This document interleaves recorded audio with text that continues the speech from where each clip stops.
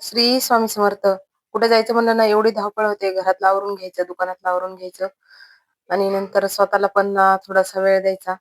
आणि आज आमचे पाहुणे येणार होते. तर आता स्वयंपाक मेहंदी लावली आणि स्वयंपाक बनवला.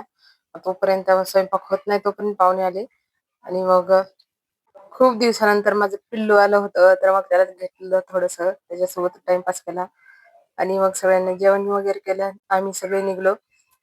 आणि मग जाता जाता खूप बोर झाला होता लांबचा प्रवास असल्यामुळे. तर मुलांचं चालू होतं, "काका आम्हाला रस प्यायचा" म्हणून. तर आमच्या भाऊजीने सगळ्यांना रस घेतला आणि मग सगळ्यांनीच रस पिला. नंतर गाडीमध्ये बसलो आणि मग घरी पोहोचलो. तर हे आहे माझ्या आत्याचं घर, आत्याचं आणि बहिणीचं पण. ती आत्याच्या घरी दिले असल्यामुळे. मग नंतर गेल्या गेल्या हातपाय वगैरे धुतले, चहा-पाणी केले, गप्पा-गोष्टी झाल्या. लगेच स्वयंपाक लागलो. आणि तिथे ना गजानन महाराजचं मंदिर आहे. तर गजानन महाराजाची गुरुवारची आरती असते. तर गुरुवारच्या आरतीला मी गेलो. आरती होऊन मस्त प्रसन्न वाटत होतं.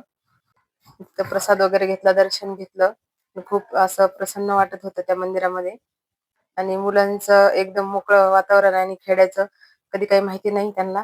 तर त्यांना खूप मज्जा वाटत होती. मग आरती होऊन घरी आलो. नंतर जेवण गप्पा मारत-मारत केलं. आणि आत्याची पण खूप दिवस भेट झाली नव्हती.